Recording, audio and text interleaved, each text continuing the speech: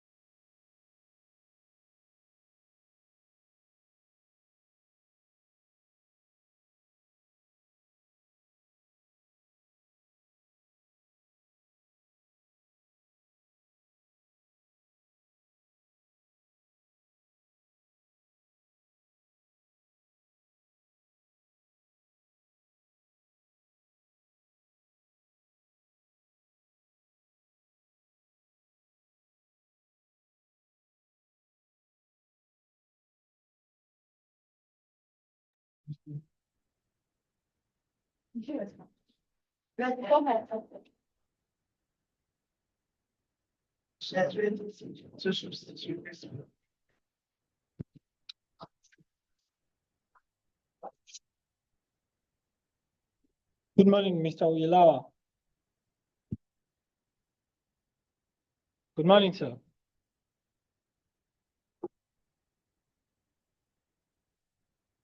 Good morning, sir. Can you hear us from over there, sir?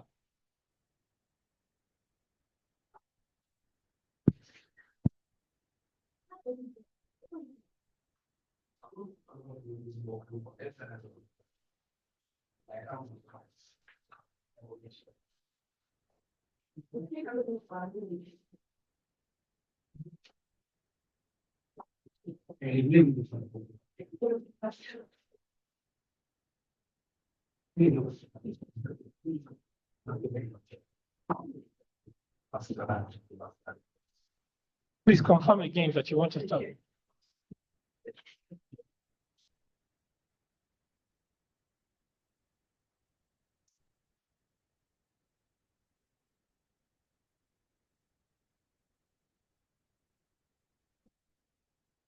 Good morning, everyone. So thank you for joining our panel on from Moonlight games to urban club lounges. Yesterday, we started with the part one of this panel, where we had presenters who presented on nightlife in Oka, demographic and environmental transformation. She talks about the effect of nightlife on the environment of Oka. And then we had someone present on storytelling. Another person presented on naming pattern in Igbo land, while the last person presented on storytelling and moonlight games, and the need to continue the use of storytelling to our kids and every other person. So that's how far we've gone on this particular panel. Today we'll be looking at a presentation by Beyond the Dance Floor, examining the impact of social nightlife on youth development in Owerri, by Joseph Chibiko Okeke. Then we'll be looking at balancing entertainment and the environment, community development and African leisure activities, and fading connections. So that's the presentations we're looking at today. In essence, we want to see how the pattern has changed from the moonlight nightlife that was in a sense in African society to what we now have in the urban society. What has changed? What should be done to retain our culture and our tradition? How do we balance the effects of the urban life and the nightlife that comes with it? So that's what we'll be looking at in today's panel. So we'll call on our presenters to, when it's your turn, you introduce yourself, and then you tell us what you have, tell us about your paper and your presentation. Thank you very much. Thank you. So we're going on the first panelist, Joseph Chibike.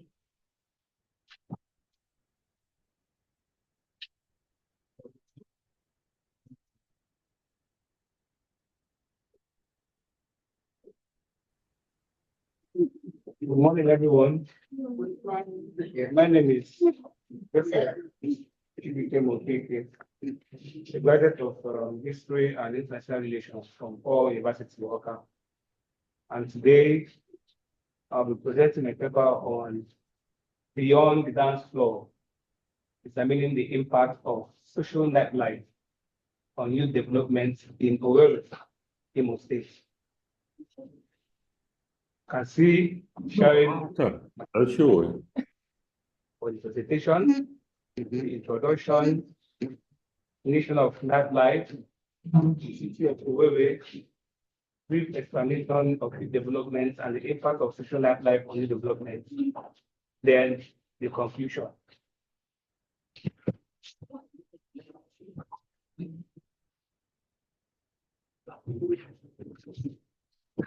Introduction. Overall, the environment which young individuals go in plays a crucial role in shaping their experiences, opportunities, and outcomes. Owerri, which is the capital of Imo State, is located in the southeastern part of Nigeria and is renowned for its warm and welcoming atmosphere, and has over time been described as the king of nightlife in southeast Nigeria. The story was sometimes told about a man who would prefer having merriment over building a house for himself. And it is what we call in Igbo language, anatagogba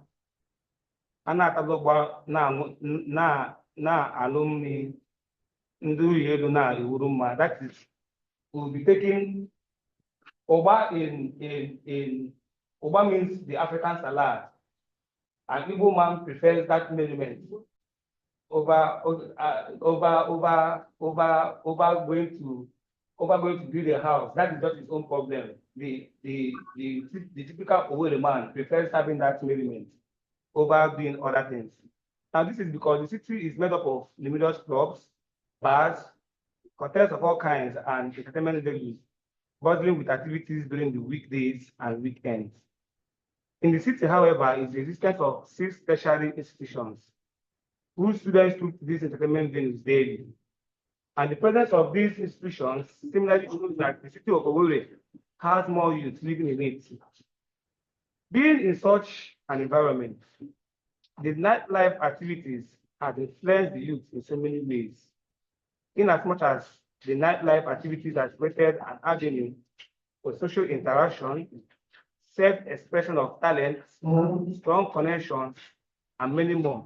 It has also influenced the choice of lifestyles, academic performances, business and career choices, level of alcohol use, teenage pregnancy among the youth. This research is, however, to evaluate the influence of social nightlife on youth in Owerri, and it's adopted the qualitative methods, including interviews and observations. So this is not for us to have clear understanding of what we're going to discuss this morning. Definition of nightlife. What is nightlife? Nightlife simply means the social activities, events, and entertainment that people usually engage in the evening or late at night. We have what we call the traditional nightlife and the modern nightlife. The traditional nightlife is the kind of nightlife that involves those social activities and entertainment that took place during the pre-colonial times. That is before the advancement of technology, urbanization, and modernization. They are part of our cultural heritage as Africans. It includes storytelling, dancing, wrestling, and the rest of them. These kinds of traditional nightlife activities were quite educative, and they promoted unity among the people. They took place at the village fairs and family gatherings. Now, when we talk about modern nightlife, it is typically the nightlife of today, the one we see today in our everyday life, known for its newer and better forms of entertainment and socializing, which take place at nightclubs, bars, casinos, live music venues, and concert halls, theater and comedy clubs, and the rest of them. Now, talking about the city of Owerri, as we all know that Owerri is located in the southeastern region of Nigeria and is the capital of Imo State. Owerri has a vibrant and diverse nightlife scene that caters to a wide range of tastes and interests. Nightlife in Owerri offers a variety of options for entertainment, from buzzing nightclubs to lounges and bars. The city comes to life after dark with music, dancing, and socializing being their common activity. Now, remember earlier we said that in Owerri you will find about 6 tertiary institutions, meaning that Owerri is made up of a good number of youth, people from different parts of the country who in Owerri in these tertiary institutions. And when we talk about nightlife, it involves the youth, because they are the ones that promote this nightlife. Now, youth development is very crucial. It's very crucial for creating a positive and sustainable future for youth, not just youth, even communities and societies. It is the process of empowering young people to reach their potential, preparing them to become active contributors to their communities, and equipping them with skills, knowledge, and the necessary values to succeed in life. They may include encouraging education and career development, developing life skills such as leadership, communication, and problem solving, encouraging creativity, innovations, and entrepreneurship, and also promoting social responsibility and community engagement. Now, how does social nightlife affect this youth empowerment that we are talking about today? This youth development, sorry, that we are talking about today. What is the impact of social nightlife on the youth? Social nightlife can have significant impact on youth, both positively and negatively. And some of the positive impacts are as follows. You can see them on the screen. Socialization and network opportunities. It provides youth the opportunity to meet and interact with new people that you do not know, you network, you make connections and bond friendships. Another one we have there is the exposure to diverse culture and experiences. It gives room to individuals to have new experience and get to know about cultures that they do not know. And I come to entertainment, good music, thereby promoting diversity and understanding. Another one we have there is the relaxation and stress relief. Most times, when people get worked, they feel like the best place for them to relax and relieve themselves of the stress is by engaging in social activities. So this is where it is. To have 10 minutes. Okay, let us quickly rush to the negative impact. Negative influence of social life on youth is an important issue to be addressed, as it has often led to unhealthy habits, academic struggles, and even risky behaviors. There are so many negative impacts of social life on the youth, and one of them is the exposure to harmful substances and behaviors.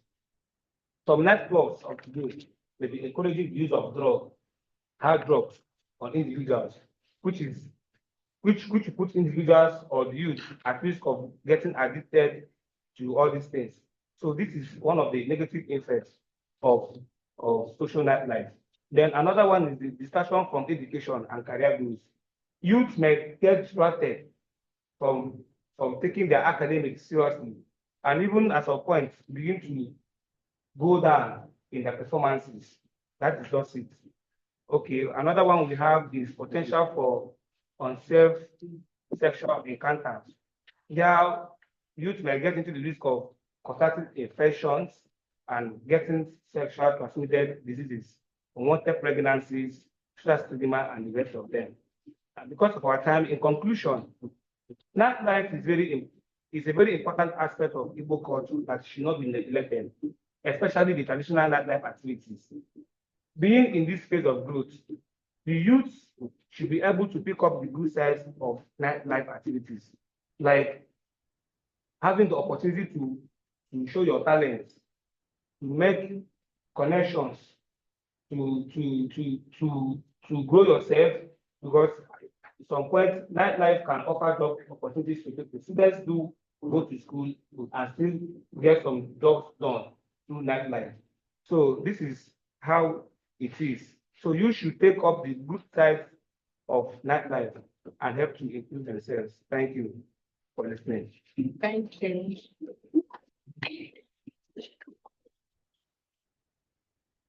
Thank you, Joseph Chibike, for your presentation. Yes, beyond the dance floor, the impact of social nightlife on youth development. In as much as the modern nightlife gives us opportunity to explore other good sides of both building our economy, meeting friends, building connections, and all that. But still, it has some negative impact that it has on the individuals that are in it, especially the youth in Owerri. So they should try to balance the lifestyle, like to pick up the nice ones, the good effect, the good impact of the modern nightlife, while dropping those ones that will be harmful to them and their personalities. Thank you for that presentation. Thank you, Prof, for also joining us online. Professor Oyilawa, I don't know if I pronounced it very well. Thank you, sir. So we're calling on Mrs. Mesoma Joy.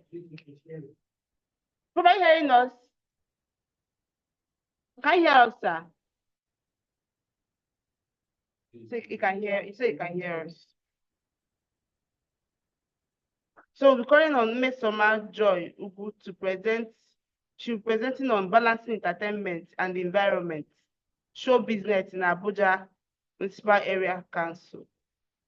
Ms. Let's go. Good morning, everyone. Good morning. Very nice. Okay, my topic, my name is Mesoma Joy, like you said, from the University of Nigeria, Nsukka, and I'll be presenting on the topic I've titled Balancing Entertainment and Environment, Show Business in Abuja Municipal Area Council, AMAC, from 2010 to 2023. Okay, before I go into my presentation proper, I would like to give a brief story or narration of my experience so far and one of the things that made me to go into this topic or present this topic. There was a time, okay, AMAC, it's like an area council in Abuja where that includes Wuse, Saitama, Gariki, and so much of them. So like there's this popular place, kind of a restaurant, a nightlife kind of thing and place where people usually go to at night, music and everything so loud that it's very popular. But one day, during one of my Rotary fellowships, because it's close to where we have our fellowship, I went there and saw tractors and so many situations happening there. I was surprised, like, what is happening? So according to the story, that one politician was living close to the place and he instructed that they demolish the place, that the noise there is too much and it's disturbing him and all that. So because of the influence he had or he has, the environmental people now came and closed down the place. But aside the politician instructing that the place they should stop what they are doing and it should be closed down, what if someone living there doesn't have such influence? What if it's just like, okay, I just rented an apartment close to the place and the place is very expensive, funny enough, but then the noise coming out from that place on a daily basis, like every day, it's way too much. I usually hear them from my fellowship sessions and I felt like, okay, imagine getting a very expensive apartment and they are being disturbed by noise, and not just the place, but the places around the and because there are a lot of show business around there. So I'll go into my topic where I am discussing on balancing the entertainment and environment show business in Abuja AMAC Council from 2010 to 2023. So, like, the entertainment industry, also referred to as show business, encompasses various forms of performing arts, media, events that entertain the public. Show business is like you're always on the screen, you're always being watched, people see what you do, and it's business for you.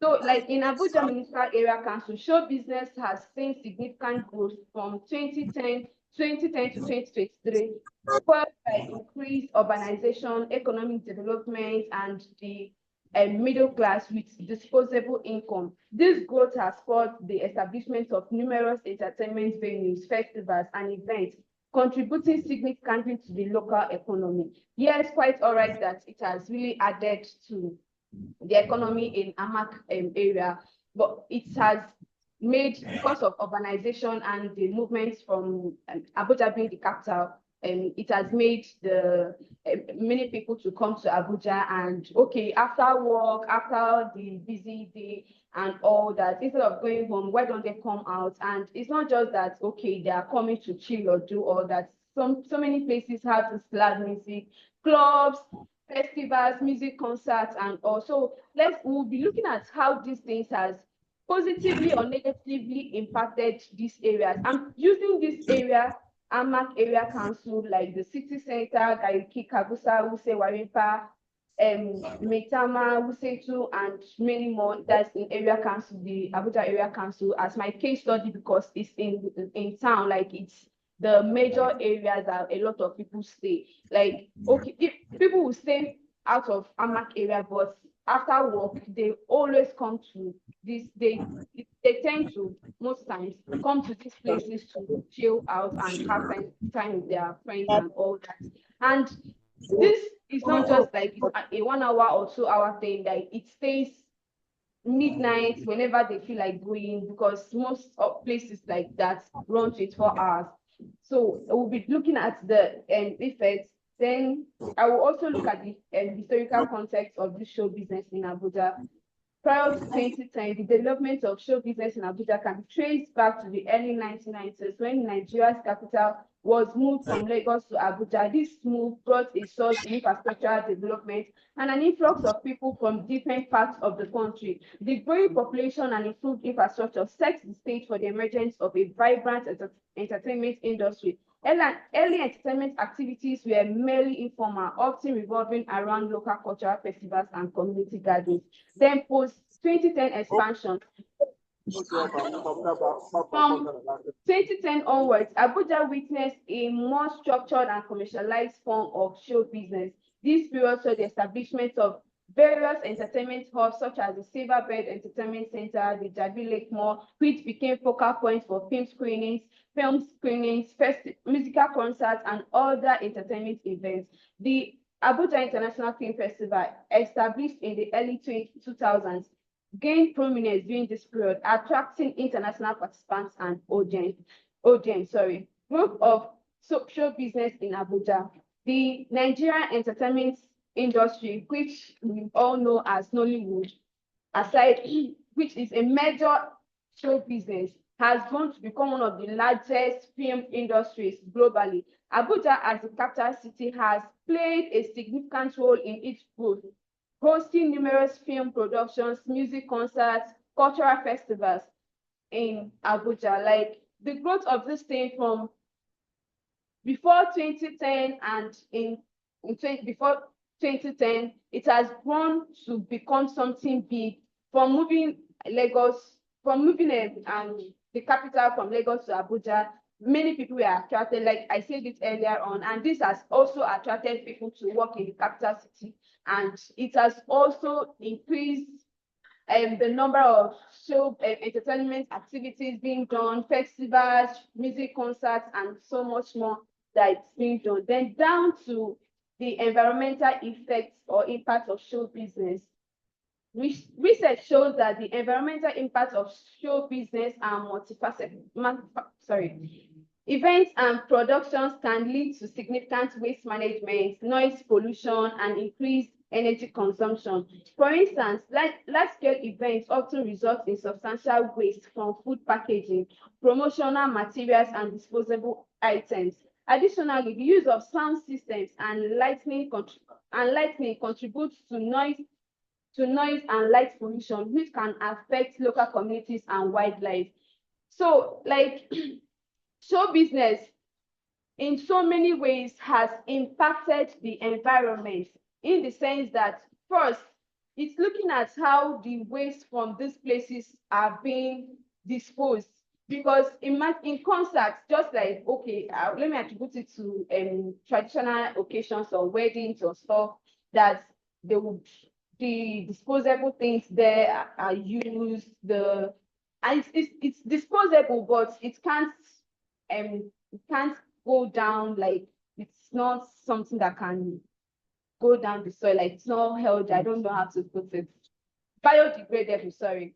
So because they are being used most often times in show business activities or entertainment activities, these things also cause harm to the environment. Then the noise pollution, which is a whole lot, that is even an immediate effect of this show business, affects the people around the area. Like I gave an instance of how the politician used his influence to close down a big place. Like it's not just lit, but it's very big, it's very popular in Abuja. It was closed down because, oh, this place is disturbing me. I come to my house and I don't have rest because so many people, the noise from there, and it has its noise pollution effects. Then we'll also look at the positive impact of this show business and entertainment business in Abuja. Like we all know, it's whatever has its negative side, definitely has positive.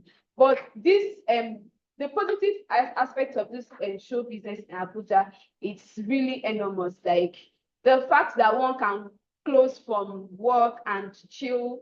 Oh, okay, he doesn't want to go to the house and sleep or something, or he has friends around to hang out. It has a psychological effect that makes the body calm and cool. It has this positive impact.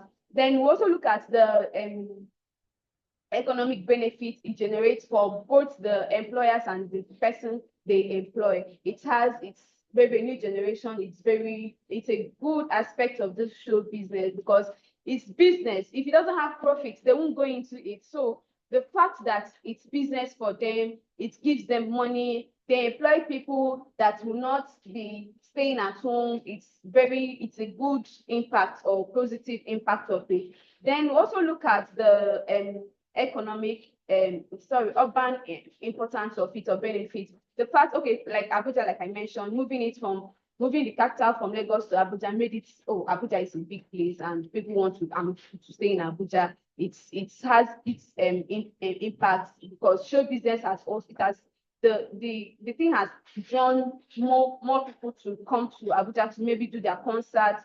We know of our comedians that they would want to come to Abuja, do their comedy shows, music concert. December period is always like a very, very busy period for them.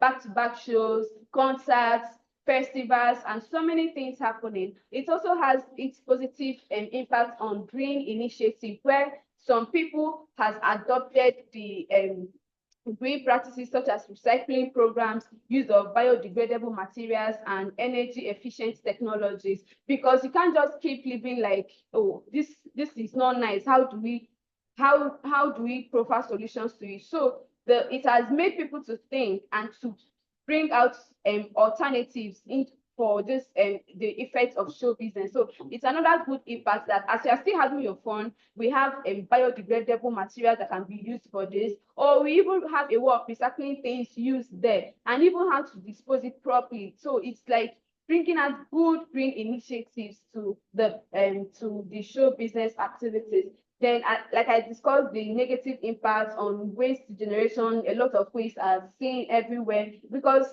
definitely they will be having fun with drinks, their cups, whatever the plates they have. All these things are like they turn to trash.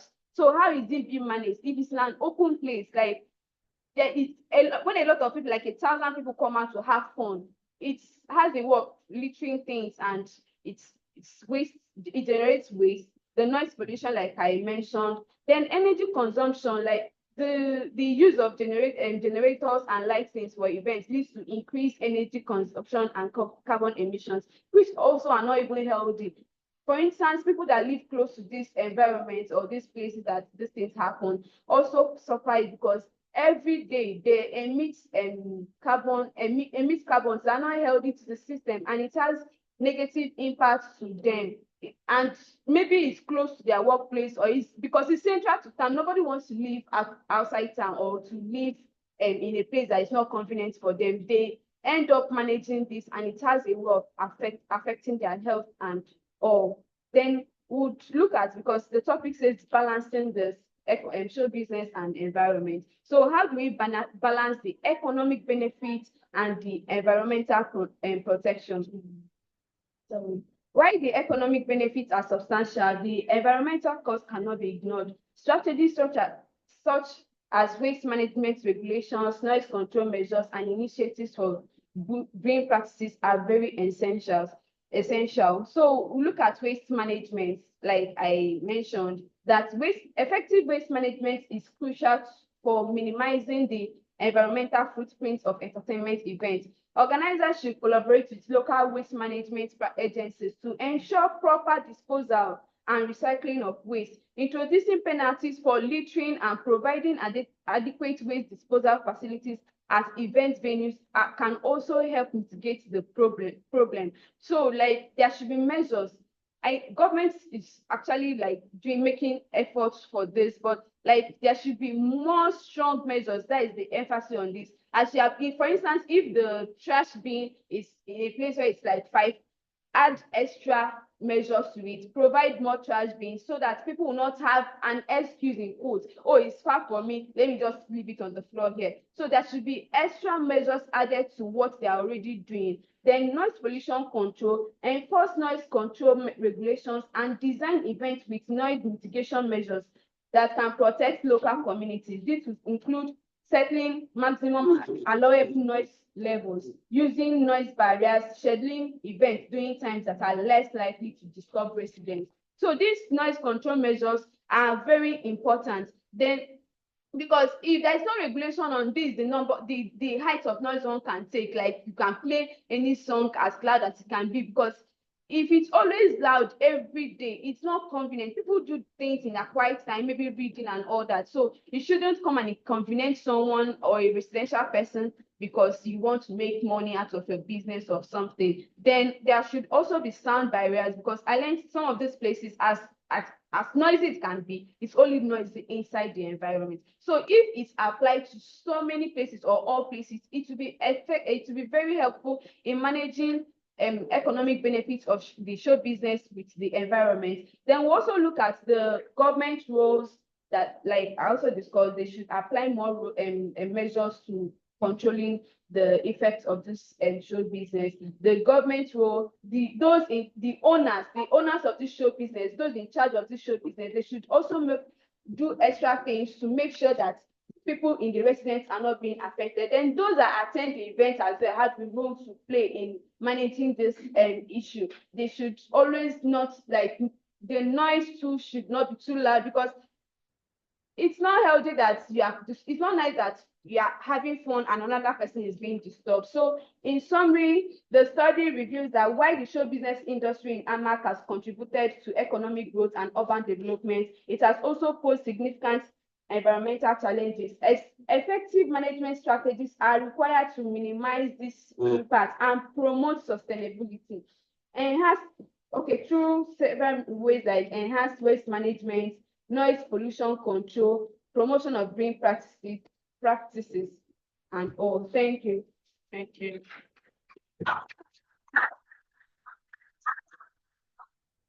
Thank you, Ms. Soma, for your nice presentation. Yes, show business is something that everyone is going into. In the urban centers, you see so many places. In Abuja, in Lagos, you see them everywhere. And in as much as it's there to provide the economic benefit to the owners, it has led to environmental degradation, and it makes people in those areas so uncomfortable. So we should try to balance all this. Thank you for your presentation. Thank you, Mommy, for coming in.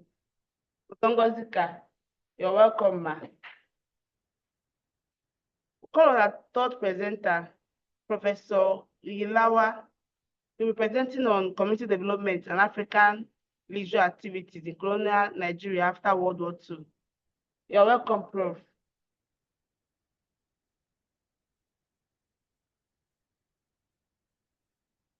So please, can you unmute? Okay. Yeah, I wish to share my, okay.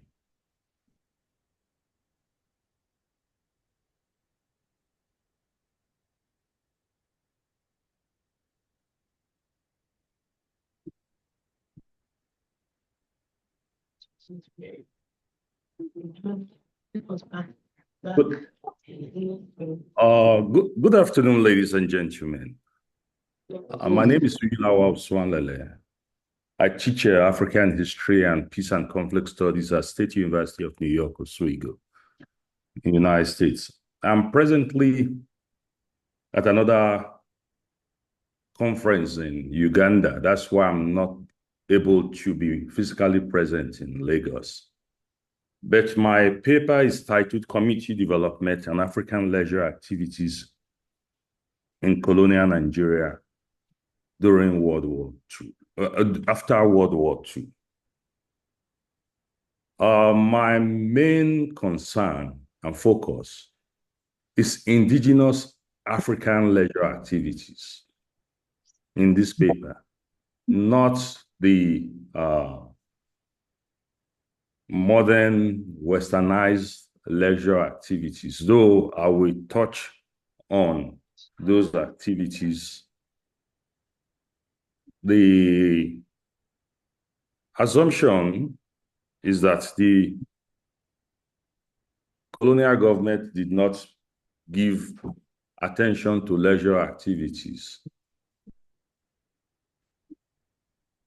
And I start with trying to define leisure activities as leisure itself, as an activity done in one's free time for various purposes, including entertainment and relaxation.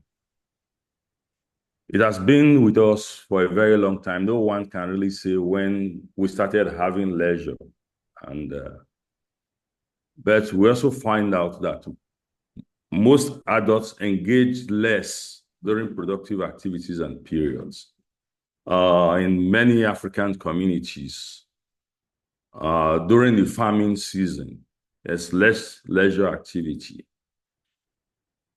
Most festivals and those kind of things are not done during the farming season. They are left for possibly the dry seasons when there's less farming activities. And younger people, particularly children, engage more in leisure activities.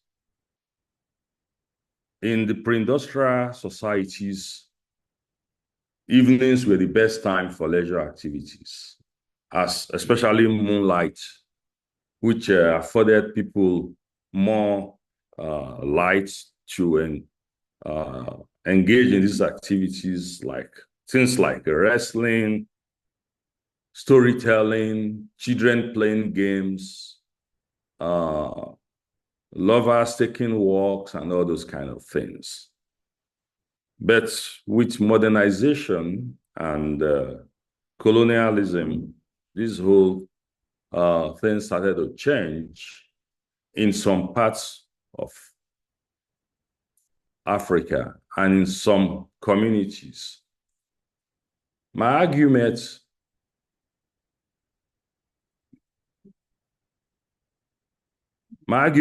in this paper is that the colonial state and its administrative organs in Nigeria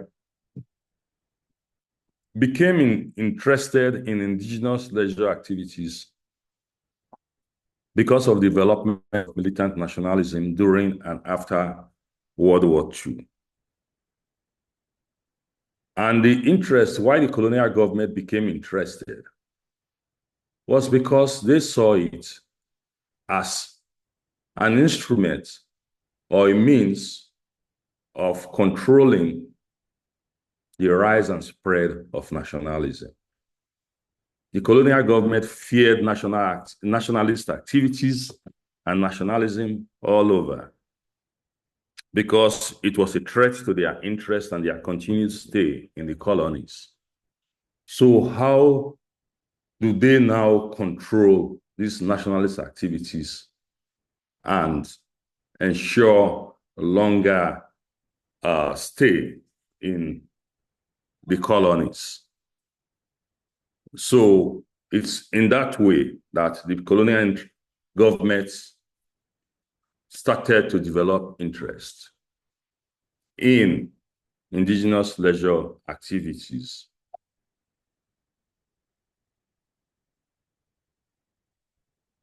Colonialism was mainly concerned with maintaining law and order in the colonies in order to ensure efficient exploitation of the resources of the people. And there was very little interest in African leisure activities before World War II. The attitude of the officers, of the government and the officers, was rather ambiguous. Before the 1910s, in Nigeria, most of the colonial officials lived in the same communities as the colonized people. It was only after 1910, during the last phase of Frederick Lugard's administration of Nigeria, that most African communities were segregated and European quarters were established. But before the European quarters were established, the European officers lived side by side with Africans inside the African communities. And there are reports of some of the officers complaining of some of the indigenous leisure activities, especially at night, disturbing their rest. Africans engaged in drumming, dancing, wrestling. Wrestling itself especially also had things like drumming and singing to hail the wrestlers. For many of the colonial officials, this was some kind of noisy events, and they were not conducive and helpful to their rest after close of work. So they became hostile. It was not unusual at times for the colonial officials to send their guards or police to go and disrupt those activities and seize their musical instruments. But there have also been reports of some of the colonial officials showing personal interest in some African leisure activities. For those of us who are in history, we are familiar with the writings of Chief Jacob Egarewa, who wrote a short history of Benin. And in Egarewa's autobiography, he talked about some of the colonial officials whom he lived with one colonial official, that the colonial official used to like African stories and used to ask him to tell him stories. And at times in the evening, they would invite some other Europeans to join for them to listen to his stories. So it was not always hostility towards African leisure. There were some who showed personal interest, but the personal interest did not mean that that was the official policy or official interest in African indigenous leisure activities. So what has come to be known as man on the spot policy tended to prevail until World War II. By man on the spot policy, it means that each colonial official, like the resident or the district officer, knew what was good for the community where he served. And he used his own discretion to operate whatever policy that he thinks will serve the colonial government's interest.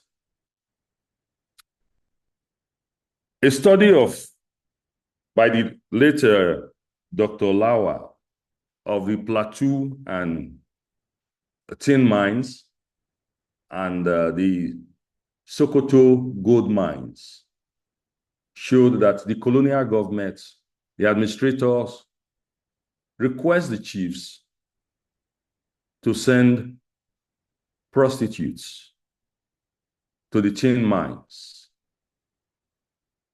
And the coming of prostitutes to the tin and the gold mines also attracted drummers, dancers, beer brewers, and this provided entertainment for the mine laborers.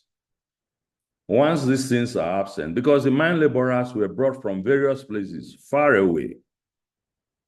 Laborers can be brought all the way from Katsina to Jos to come and work as a laborer in the tin mines. There were no provisions for the wife and children of the laborers. And so many of the laborers did not stay. They tended to run away.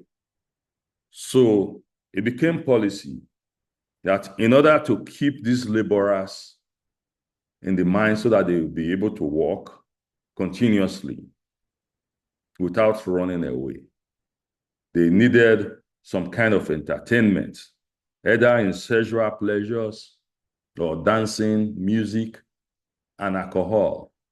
So the government, the colonial administration in Plateau and Sokoto, gave orders for the chiefs to always send prostitutes to the mines. So in this way, it was not the prostitution that I'm concerned with. I'm concerned with the drumming, music, and dancing that which were a form of indigenous African leisure activities that came to be used in the mine works. The chiefs also, on their own, employed African drumming and singing for communal labor work. For forced labor was very common during the colonial period. And in order to keep those people who were victims of forced labor engaged, and they were provided with drumming and singing to hasten the work and keep, which was also traditional in many African communities. When there's communal work, once there's communal work, drumming and singing, all to ease the stress of the work which was being performed. Chiefs also used indigenous dances and music to entertain colonial officials when they visited the towns and the villages during the colonial period. And all these kind of tended to help keep indigenous leisure activities alive. But a development was also happening during that colonial period. Christians, missionaries were in control of most schools. The colonial government did not invest much in establishing schools, but instead contracted the Christian missionaries to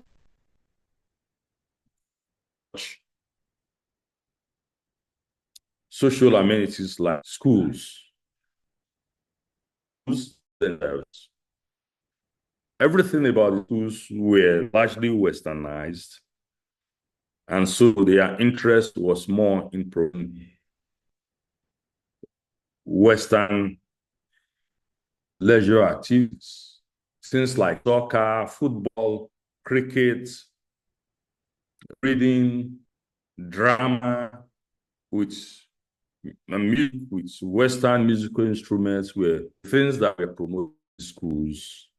Missionaries saw many of the American activities as pagan or heathen, and so would not entertain them in their schools. But another development that came with colonialism was a new form of urbanization. Many new urban centers sprang up. We're talking of places like Enugu, Jos, Mina. These were all new urban centers, did not exist before. They were just colonial-induced urbanization. And even in the old urban centers, we're talking of places like Kano, Benin, Ibadan, Lagos. These old urban centers, what the Europeans did was to segregate these places. And so the European officials built their own European clubs. Those clubs are still very much in existence, only that it's been taken over by Africans. The European clubs were exclusively for Europeans. Africans were not allowed into the places. And one outcome of this was that the educated African middle-class elites now started to establish their own clubs. I'm sure those who are familiar with Lagos would know of the Yoruba Tennis Club. You also know of the country clubs, Ikeja Country Club, Oshobo Country Club. Those were largely, or recreation club, they were largely established by African middle classes. Cinema houses were built, and new forms of leisure and entertainment, games and sports, they were all brought into the urban areas. But the rural migrants to the urban areas did not leave their rural leisure activities or culture behind them. They brought it into the urban centers. And one outcome of that were things like the masquerades, entertainment during Christmas, and all these things you still find that's now came into the urban. This came from the rural communities. But Africans also took some of their own indigenous styles, activities, and put it and mixed it with the modern European activities like music. High life itself is a product of African indigenous musical styles and with European instruments, which they've learned to play in the churches and schools. So, but while all these were going on, another big problem was happening, which was the issue of. Prof, you have like 2 minutes.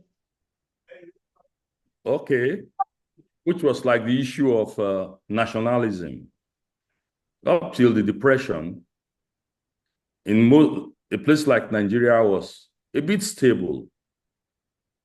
But with the Depression and the post-Depression period, the colonial government did not remedy the economic impact of the Depression. Instead, it increased exploitation. And one outcome was widespread riots in the West Indies. And the British had to set up a commission of inquiry. The Commission of Inquiry reports led to the enactment of the Colonial Development and Welfare Act in 1940. But it could not be implemented until after the Second World War. And that resulted in the amendment of the Colonial Development Act in 1945. We are familiar with militant nationalism in Nigeria, resulting in the formation of the NCNC in 1944. The trade unions and the youth became very radicalized and became very anti-British. In 1945, we saw the big general strike, which lasted for close to a month. And the youth formed the Zikist movement, and there was even an attempt to assassinate the secretary to the government.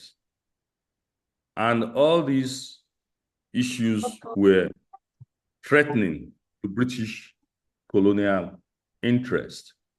And so they had to find a way of trying to slow down or curb nationalism. And to do this, they had to find things to engage the rural population and insulate them from the radical nationalists. So I quote from the report of the CDWA, in which they were very much interested in doing away, protecting the Africans from what they call the self-seeking misleaders and astute adventurers who were the emergent nationalists. And to this end, community development was introduced. Community development, according to to the colonial secretary was a movement to secure the active cooperation of the people of each community in programs designed to raise standards of living and promote development. It's no new movement, but the intensification of past plans.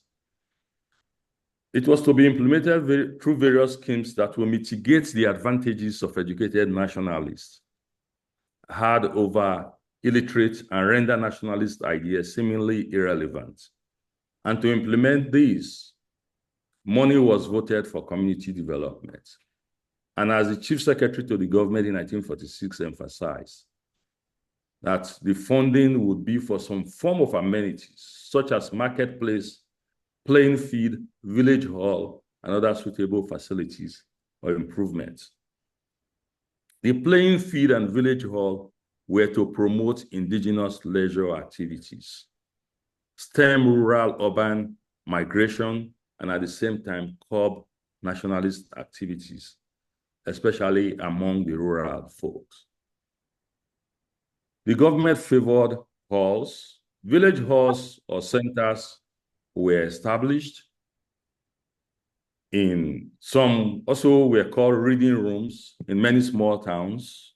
They were to be used for recreation and kind of clubbing activities in the small towns and communities. There were reports in the 40s and 50s of thriving entertainment in rural communities, but most of these activities in the rural communities were indigenous leisure activities. Whereas in the urban centers, boys and girls clubs were established in some places, like Lagos, where sports was promoted among youths. In Benin City, it was promoted indigenous dances and drama groups. And so in all, the colonial government tried by promoting the building of halls and encouraging indigenous entertainment, leisure activities. And the outcome of this was the building of these halls. But in spite of everything, the nationalism was not curbed. And indigenous leisure activities also gained some relief from this community development. Thank you. Thank you. Thank you so much, Prof.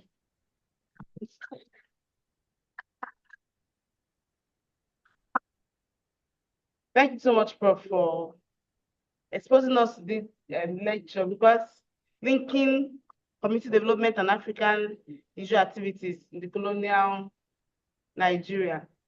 It was a very interesting lecture, sir, presentation, sir. Thank you very much. So the last presenter, he was online before, but we can't find him again. I think he's off. So he's not here. We're calling on our chair, Dr. Ngozi, to make her comment. Since the last presenter is not here, after our comment, then we'll take our questions. Okay, thank you. Thank you, Chiemelia. Thank you all the presenters for sending in your abstracts and then your various wonderful presentations. The first person, Joseph, your research is centered on Owerri. Yes. And then when you were presenting the paper, I was thinking, I want to know how this nightlife in Owerri is evolving since this noticeable insecurity that is going on in Imo State. I know that Owerri is the hub of activities of people from Imo State, and if not Igbo land. You understand? People do travel there for weekends and the rest. So I want to know, how did you look at these activities? Because I think your research is concentrated on the young people. Despite this a kind of securitization of the entire environment by the government, in which the youths many people are being arrested for the activities of indigenous people of Biafra and the rest. Do you still think that people are not afraid to engage in these nightlife activities in Owerri? Number one. Number two, I saw you are a young scholar. So I thank you for doing this presentation, but I will also teach you that your slide is well worded. If it's okay, as you are growing, it's okay that your slide is less, you have less word, because when you have too much word on your slide, people tend to read it without listening to you. People will focus all their attention in trying to read, and they may not be following what you are talking. So next time you are presenting, make your slide as concise as possible, just one word, and talk, and we want to hear from you, not reading your slides. I'm telling you this because you are growing. I want the next conference I will come across, the next time I will listen to your presentation in the next conference, I want to see a massive difference. So, and apart from that, because you are a young person, you are here to learn too. I want to ask, I don't know, before I joined, because I was on a call, I was trying to book a flight for ASA conference when this started. So I'm asking if how did you go about your data collection? This same question I'm posing it also to Mesoma. I want to know how did you go about your data collection? Who did you interview? Why did you interview them? And okay, just like that. I don't know. Okay, thank you very much, ma. Can you hear me? Yes, I'm hearing you perfectly. Thank you so much for the corrections and for the questions. So the first question you asked concerning insecurity in Owerri, actually it really it affected the level of or the rate of nightlife in Owerri because of the insecurity. People were afraid of engaging in all these social activities to avoid being killed. But then it didn't still stop the whole thing. Actually, people were still doing it low key, but maybe not in a public place where they would be seen or something. But we are just doing it low key. And currently now, the issue of insecurity is not really that high again. So things are getting back to normal. Okay, because I know that my main research area is I'm following this Biafran issue keenly, and I noticed that maybe in recent time, as I'm here, I'm currently in Grenoble, France. So as I'm here, I noticed that there has been this army claiming they've located the IPOB places, and I knew that early this year too, while I was in Netherlands, I noticed the same thing. I saw it in newspaper, I got it. So I was just wondering if people are actually coming back doing this nightlife, especially the young ones who has become a kind of victim of this securitization of the Southeast Nigeria. That is I want, if you can get it also part of your paper. I think because many people, your reviewer may know that something is happening. Is the nightlife really nightlife? Because the other day I watched Cubana chief priest in one of the BBC interview, and then he was saying that before that, I think he used to stay in Owerri, but he had to leave because of the insecurity I watched the BBC interview. So that's why I'm trying to know if nightlife is actually real nightlife now in Owerri. Because you know Owerri ebe a na-eri ihe. So that's Thank you. it. Then for the data collection, I actually interviewed some persons, people that I know that are also into nightlife, people that I know that also engage in such activities, for them to enlighten me more about the nightlife, in Owerri. So it was basically more of the interview.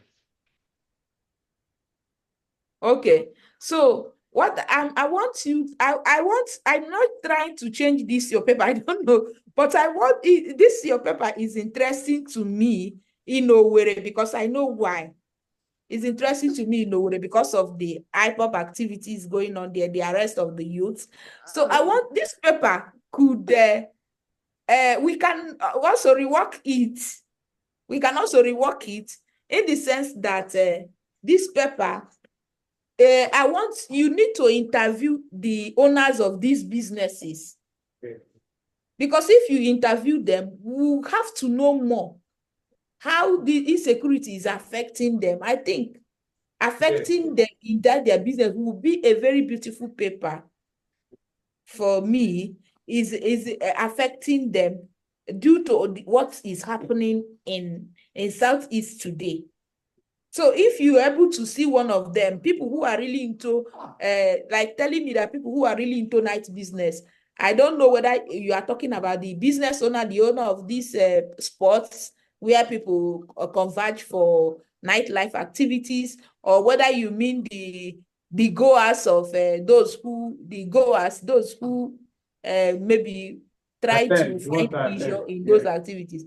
So, but this aspect I'm telling is another side, nobody, and being that your research is in Owerri, makes it imperative for us to understand, is nightlife actually nightlife again in Owerri? If Cubana chief priest has run away from Owerri and is now in Imo, in Lagos, then we would like to know. I would be interested in knowing this aspect of your research.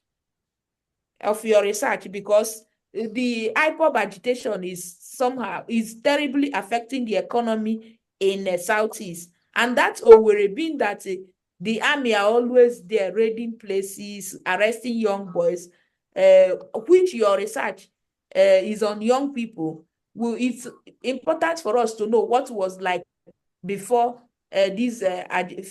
before 2021 and after 2021 when Nnamdi Kanu was arrested. I don't know, but I think that will make your paper, if that's in your straighten your paper for me anyway. Thank so you, just think about it, think around the area. If it's something you think is worth doing, it will straighten this your paper. Thank you, Than Thank you, yeah. Thank you for the presentation. And then Mesoma, in Nigeria, we found out that it's not even all this show business that are committing this pollution, noise pollution. The churches, whether church or mosque, they are the major culprits. But the focus of our paper is on this from the entertainment aspect of it. So I'm just wondering, I don't know whether you interviewed some of them, the owners of these businesses, especially the one you gave as an example. Did you interview the person? Number one. Number two is, I'm just wondering if these business owners should go the extra mile of soundproofing the place, whether does it reduce the customer, or what is even the government doing in order to curtail it? Like, for instance, it's good to also do, when you do research, you try and give it all. Is it the EFCC that sealed the place? Is it the government, the municipal government? Did you try to interview them to know why did they seal it off? And what other suggestions are they profiling for these business owners, so that they themselves will not be out of business? If somebody should put in such a kind of business out there, build something, put in places certain things, and then the business is sealed off, it's also affecting the person. So I'm trying to know whether how far you went with your data collection and the rest. Okay, Ma, thank you so much for the comments and reviews on my data collection topic. So, because it's a big place and the owner of the place is always not available, I didn't have the opportunity. But then I had I was able to get to one of the staff in the place, which I asked, though the person didn't give me the full detailed information on how it happened, but he was able to say that the area council and officers came, and it didn't just happen once. Like, it has been a process. I think they at some point they went to court because the owner of the place petitioned the case, but after everything, the whole place was now sealed with the red indication that nobody should go in, and before you knew it, tractors started coming in and destroying the whole thing. Although the person moved to another location that is not close to the area, but the regulatory bodies were the ones that fully engineered the whole thing. When the court case didn't favor him and he had to move, that was the information I got from them. And then on the soundproofing issue, some places actually do, but not all, because they feel it's expensive, that they can't afford soundproofing the area. Like, if it's being soundproofed, like, the noise, it doesn't come out, it's very minimal. But some of these concerts, especially the concerts, the comedy shows and all that, are the major problems that really affect this thing, because the area can't really, it's open air. So most times when they do their thing, everybody hears it and it's very loud. So, like, government also has a way of, like, giving them a period of time to do their work, that if it exceeds it, it will be like a problem, just to make sure that people around the residential people are not being affected. But still, it's still a problem, because people work, what they do at any time, nobody knows, so it's still affecting them. But I actually, to an extent, try to go to some of these concerts and see what it's like, for especially the noise, the environmental waste management issue, and notice that some of them are not really following the procedure, because most of these places are government owned. So nobody is really paying much attention to how the place looks like at the end of the event. Afterwards, the place is littered, nothing is being done. So they will wait for the government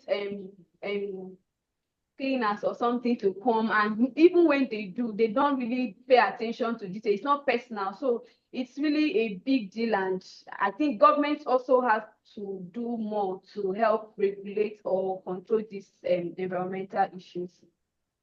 Thank you. I like the paper, and then this kind of thing can also entertainment and the environment. I like it. Entertainment and environment. It's something that when we talk about environmental sustainability, when we talk about all these people are trying to find a way to how the world can navigate some of the natural crisis we are facing, especially the one coming from environment. I think part of the problem we have is is government regulatory bodies who are not doing their job properly. Because if you know that this particular area is a residential area, there are certain regulations. There are certain businesses that should not be in that particular zone. But in Nigeria, anything goes. With little amount of money, anything can go. People can build in where they are supposed to build. But I like the paper, and then your intro, using that particular showbiz as an intro is okay for me. In case if you're writing the paper, it's okay for me. And from there, you can now tell what you are going to do, even though your data collection is still not very clear for me, but it's still a work in progress. And I'm expecting to read the final outcome of this, your beautiful topic. Thank you. Thank you, ma'am. Thank you, ma'am. So for Professor, Prof, when you are presenting now, your presentation also connects to one of the was connecting me to the author meets readers we did yesterday morning, and then I was just looking at these colonial activities in Nigeria, and I was like, okay, the drumming. And then when you mentioned about the activities, especially when they introduce the Western education and the Christianity to the indigenous people, and then I was like, okay, drumming is quite loud. It cannot be incorporated, but I still think that something was amiss in what they incorporated and what we have now. Because if I'm trying to drop my daughter in school, if I try to drop her in school, I usually pass grade schools where you see these children, their own children, being introduced to various type of games.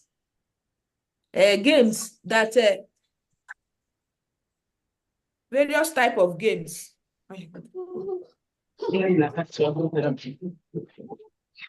Please don't mind me and this man.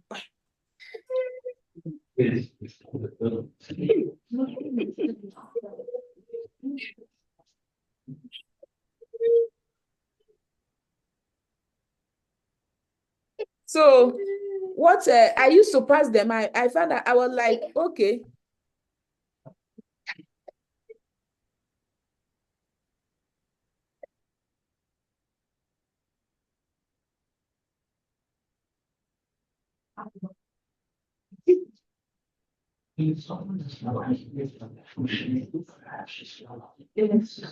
I beg, make una no vex, so na part of the to be a mother no easy.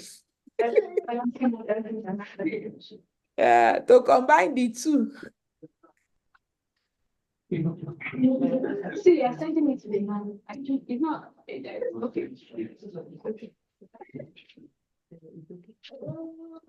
It's okay.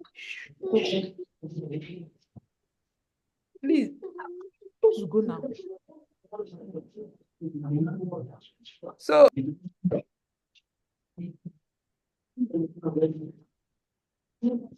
we can't hear you, ma'am. Please unmute yourself. We can't hear you. okay.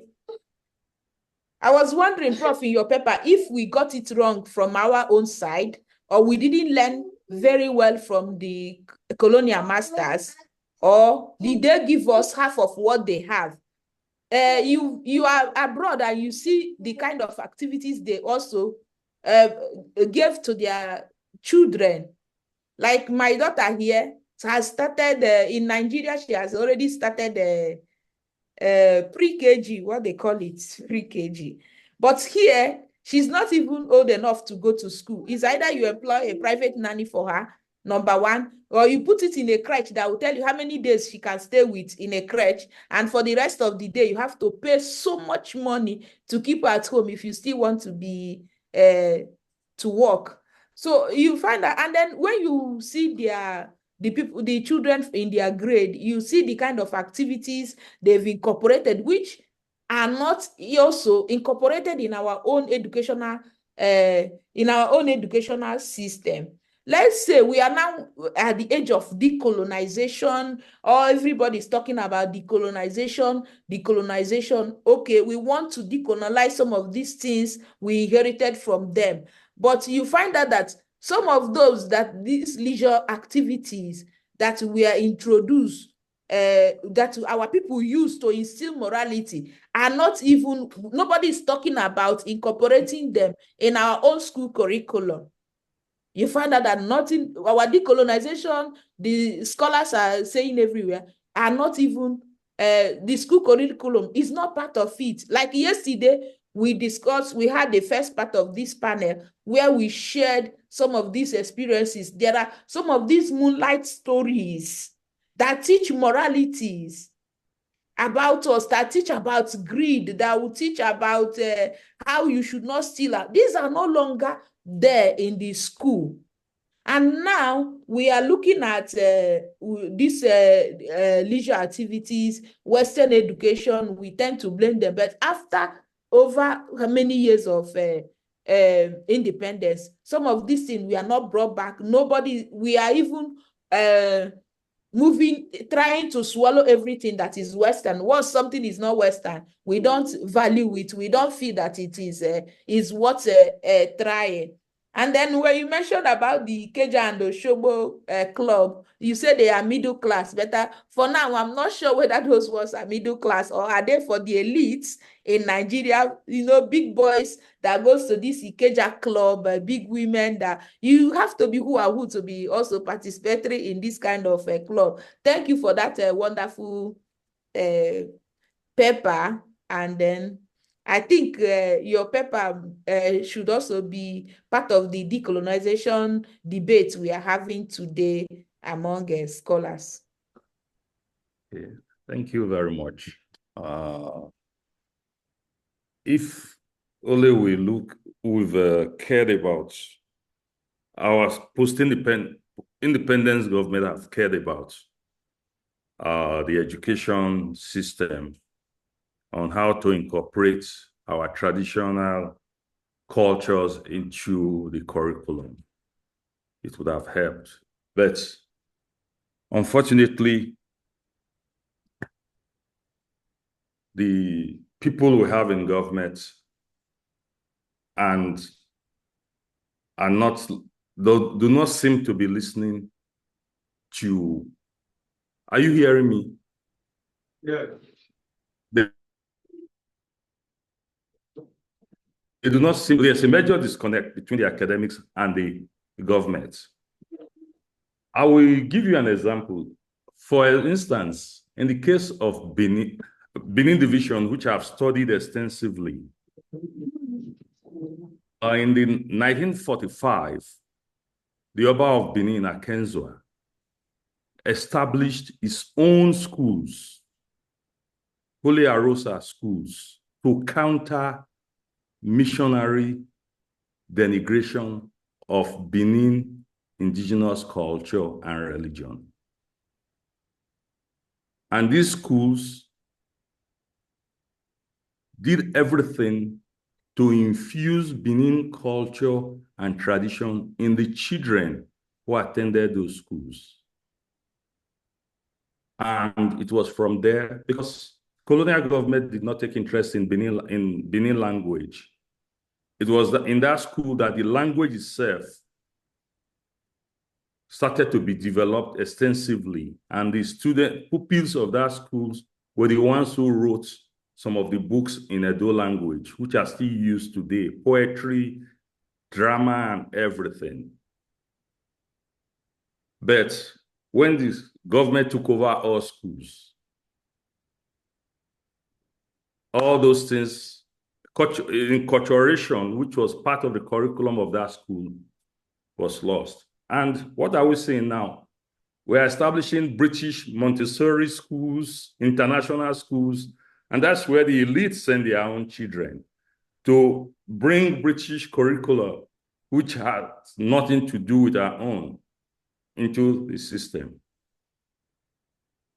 The academics have done a lot in their own way in the universities. I'm familiar with what was happening in education faculty in Ife under Babs Fafunwa when they developed science, literature, terminologies, and everything for complete indigenous education, everything in Yoruba language. But where is it? Where did it end? Who implemented it? So we have a big problem there. And even the books that are used in school is who is able to bribe the people in Ministry of Education that their books get into the curriculum. So it's all a big mess. It's something we can talk and talk and talk. That's unfortunately. You are correct. You are right. You are right. We keep talking, each conferences, we keep talking about it. I've already asked them in CBAC why there is no implementations of all these things, and everybody seems to be handicapped. Prof, thank you for being part of this, our conversation. So I'm asking if anybody has any questions in the room. No, ma'am, our time is up. Okay. Thank you, Prof. Thank you, everyone, for joining. Thank you, the presenters. Thank you so much, Prof. And then those who honored our room. Thank you. We really appreciate it. Thanks very much. Thank you. Bye. Bye.